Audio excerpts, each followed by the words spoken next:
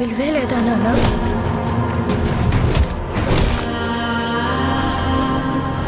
మనల్ని ఎంత హింసించి మన కష్టాన్ని దోచుకుంటున్నారు.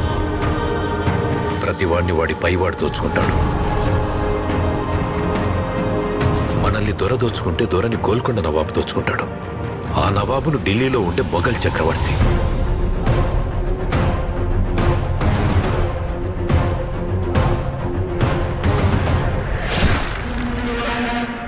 మన పైనున్న ఈ దొంగలందరినీ దోచుకోవడానికి ఆ భగవంతుడు ఖచ్చితంగా ఒకరిని పంపిస్తాడు.